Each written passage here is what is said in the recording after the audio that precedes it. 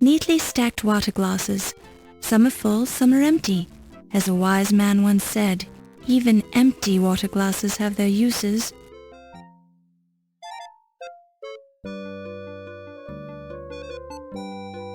You pick it up and place it in your purse.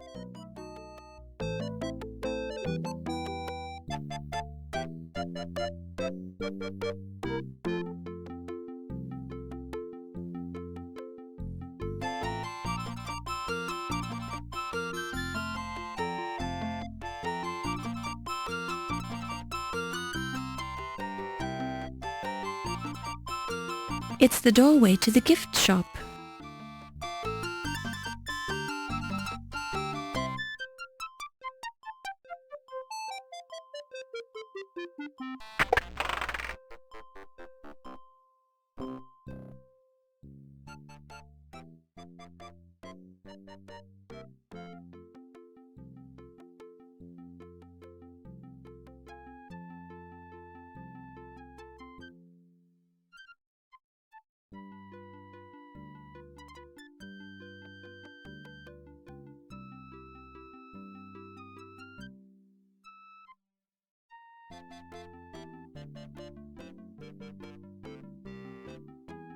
The dagger shows Pittsburgh's high degree of craftsmanship.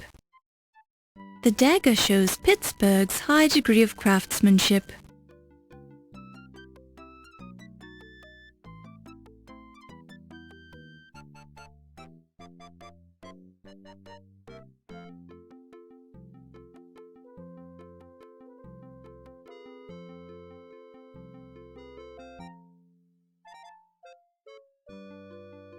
The dagger shows a high degree of craftsmanship.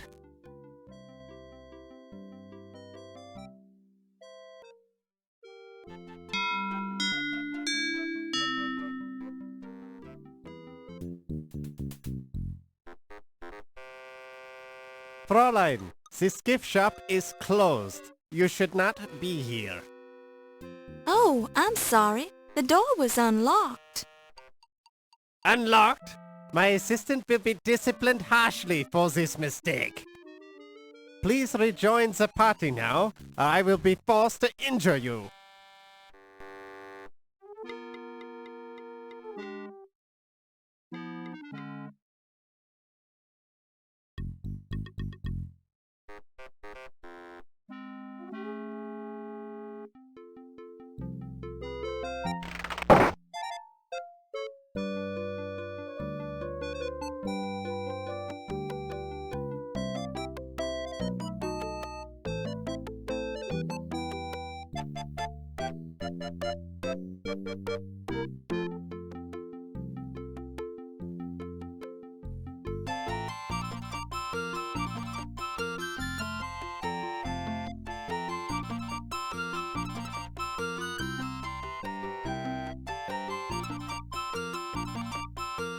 If you want to know my theory about it, I think it was stolen by an Egyptian.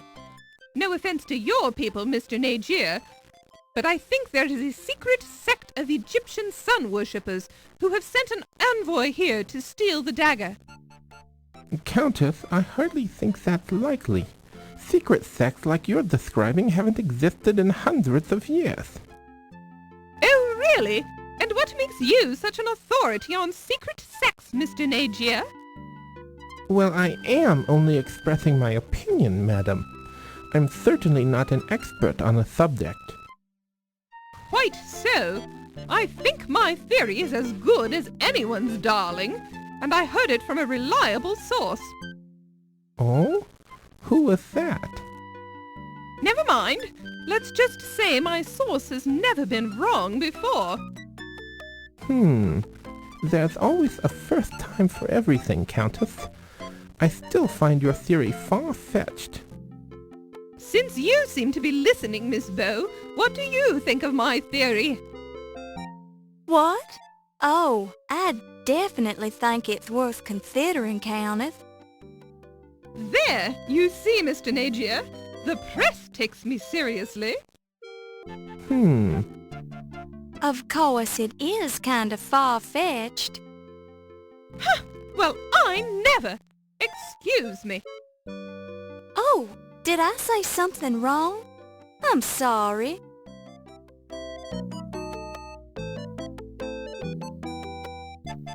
So that's the deal, Countess. I'd rather not talk about it right now. Yeah, no kidding. The wall's got ears around here.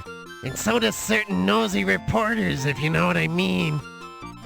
Yes. Now, if you'll excuse me, I simply must speak to Dr. Carrington. Sure thing, Toots.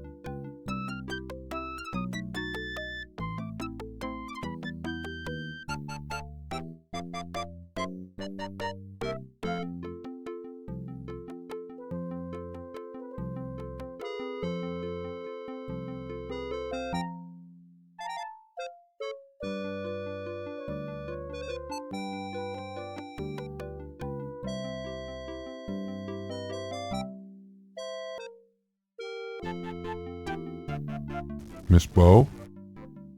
Oh! Mr. Dorian? That's right. We met at the docks. Oh dear, your shoes. They aren't exactly formal. Oh, well, I can explain that, but not right now. I see. Well, what brings you here? You. Oh, me? You told me you'd be here tonight, and, well, I thought we should talk. Oh, about what? Could we step outside for a minute? The moonlight is very nice tonight. Well, all right. I think I'd enjoy that.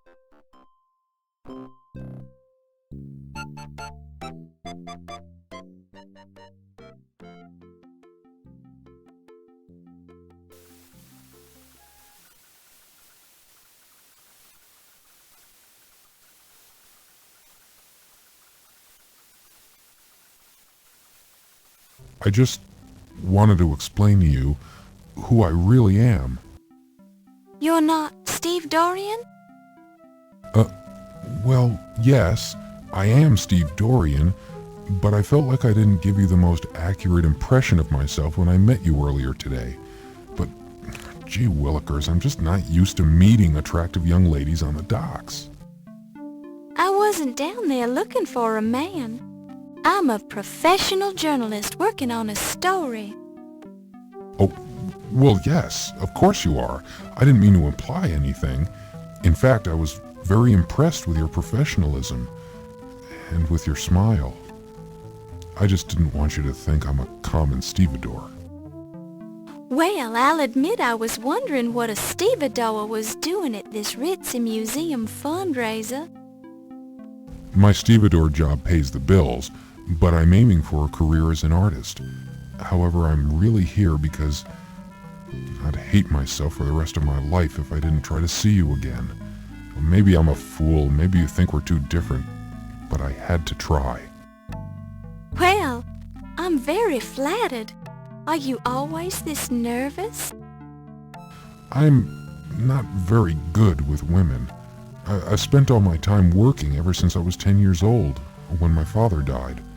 I've never had a chance to date very much. Lately, I've spent my free time going to school. I'm starting to think we're more alike than I first thought. My mother died when I was very young, so I was raised by my father. What kind of an artist are you? I'm a painter, and I do a little sculpting. How interesting. But I think that an artist would know enough not to wear work boots with his tuxedo at a formal party. Oh, I said I'd explain that, didn't I? I was hoping nobody would notice. I had to blow 2 weeks' pay to rent this tux, but I didn't have enough left over to rent the fancy shoes. It's just that I had to see you again. You spent all your money just to see me? My goodness, I don't know what to say. Say you'll have dinner with me some evening. I may seem a little odd, but I promise that I'm harmless. I'd be honored to spend an evening with you and show you the sights around town. Well, I don't usually, but you've gone to a lot of trouble to find me. I think I can trust you. Really? You'll do it? Oh, thank you. You won't regret it. I'll make it a memorable evening. I'll paint for you. I'll dance for you. I'll sing for you. Anything you want. Well, there's no need to get carried away. Let's see how dinner goes first. Of course. You're absolutely right. I don't seem too anxious, do I? Maybe just a bit, but that's okay. Okay. I'll take a deep breath and calm down. I'll be fine. I'll do whatever you want. I think this is the beginning of something important, Steve. I like you already. Let's go back to the party, Steve. I've got work to do.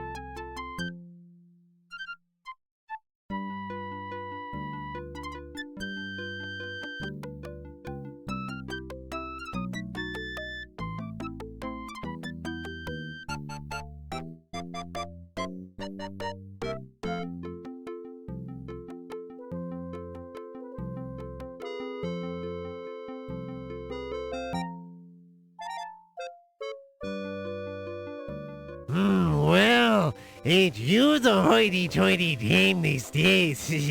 I almost didn't recognize you with your clothes on. Excusez-moi, am I knowing you, sir?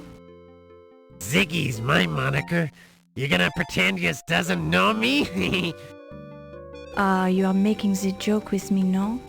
Perhaps you have confused me with someone else? I ain't joking. You're Yvette Delacroix. I'd know that body of yours anywheres. I am sure I am not knowing what you mean, Monsieur Ziggy. Oh, I get it.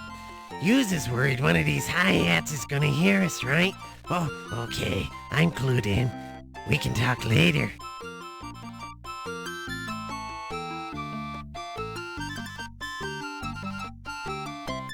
Are you enjoying the culinary delights this evening, Miss Delacroix?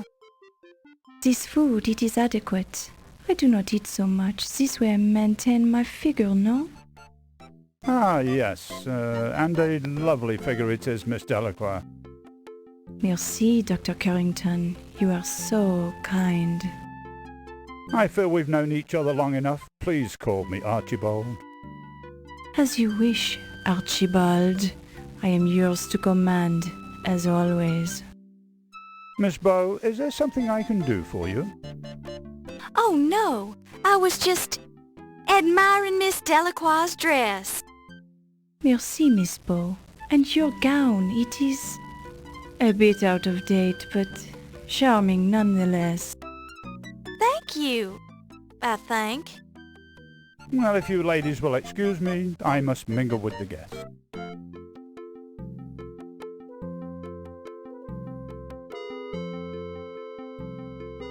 Well, well, look what the leprechaun's dragged in. Hey, now watch what yous calls me, O'Reilly. I don't know what that leprechaun thing is, but I don't like the sound of it. I'm sure you've been called worse things, smart guy. Only by low-class type poisons, O'Reilly. By the way, ain't you afraid of being seen with me? Cops talk to stoolies all the time, and I was wondering what you're doing here. I'm a big patron of the arts. That's the kind of high-class guy I am. You don't even know what the word patron means. I does too. Okay, what does patron mean? Hey, ain't that the countess I see over there? I needs to talk to her.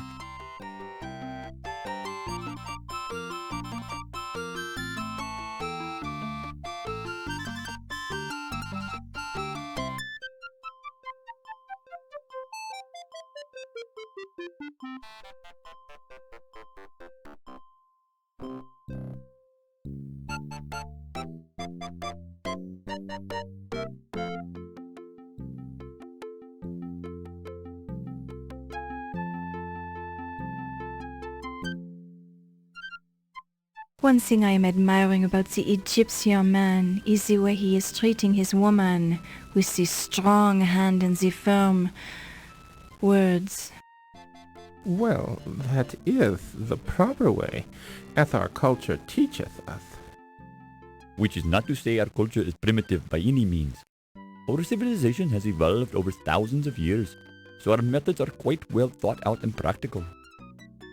And the Egyptian man, he is very skilled in the private matters as well, no? Well, speaking for myself, I feel it is my sacred duty to be knowledgeable in all matters that concern me. I've certainly had no complaints about my skills, Mrs. Delacroix. Ah, Miss Bow, I didn't see you standing there. Ahem. Well, I hear another turkey leg calling my name at the buffet table, so if you'll excuse me. The turkey leg, it sounds good to me also. I'll accompany you, Dr. Smith.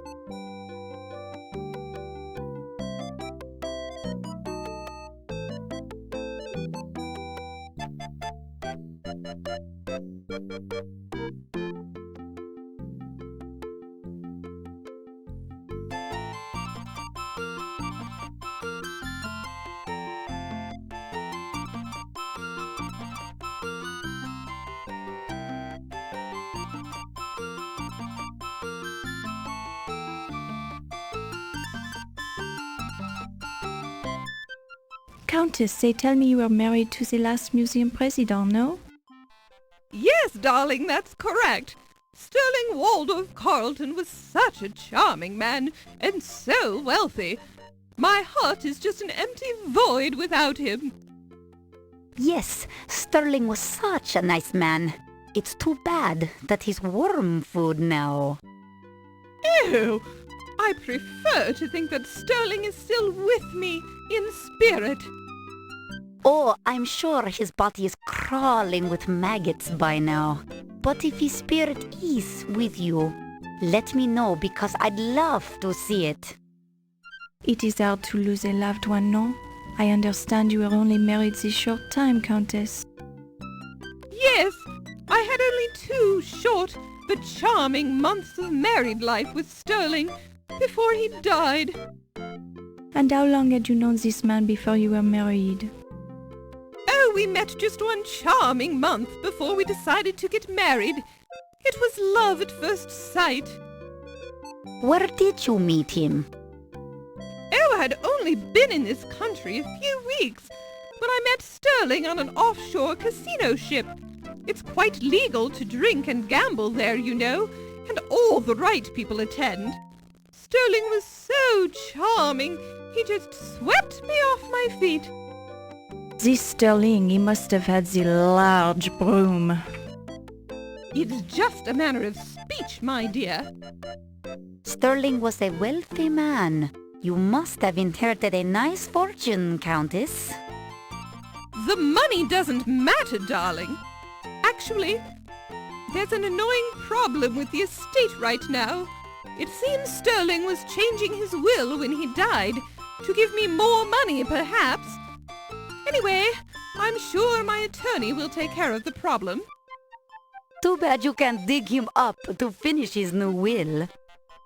Yes, quite.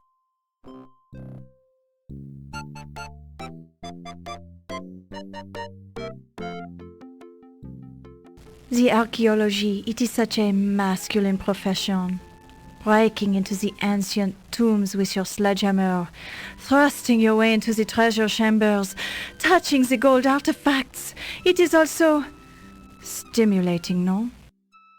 Yes, well, when you put it that way, I guess it is rather stimulating being the most important archaeologist of all time. And it is such a burden to bear this greatness, no? With such pressure to perform, you must be perfect all the time. Yes, you have a unique understanding of my problems, Yvette. Your problems, they are obvious, no? Very kind of you to say that, but there are many who misinterpret my actions. They don't understand the pressure of having famous relatives in the same line of work, and having to compare oneself to them all the time. But the Tutankhamun find, it is nothing when compared to your discovery, no? Correct. I didn't realize you knew so much about archaeology. I know many things, Dr. Carter. So I've heard. Maybe we should discuss archaeology sometime. I'd love to hear about the work you do, Dr. Carter. Perhaps later tonight? Will you be working late tonight? Oh, yes. I think everyone will be here tonight, no? There is much to be done to prepare for the opening of your exhibit tomorrow. I was planning a break for tea around 3 a.m. if you'd like to join me. It sounds wonderful. Perhaps you would come by my office then? I'd be delighted. It is so gracious of you to take the time to speak with me. Nonsense. Think nothing of it. How will I ever repay you for this courtesy? I know how busy you are, Dr. Carter. I'm sure we'll think of something. And call me Pippin.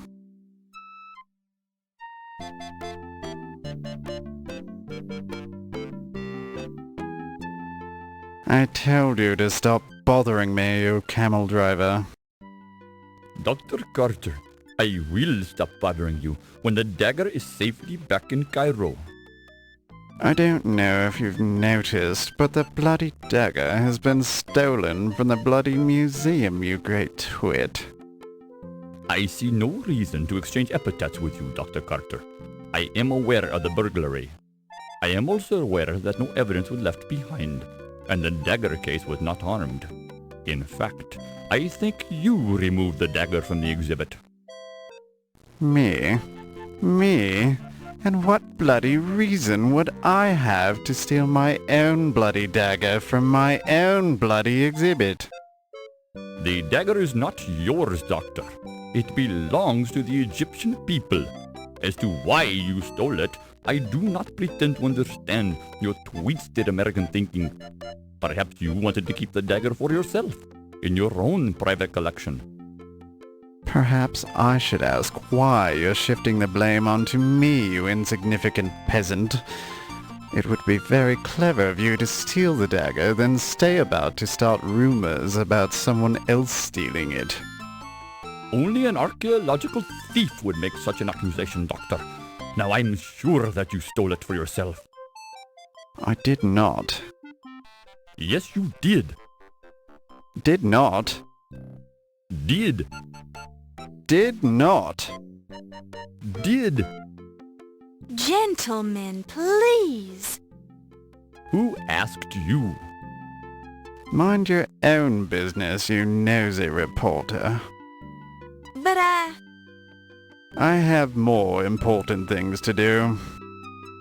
Our discussion is far from over, Dr. Carter. That's what you think, you malodorous buffoon.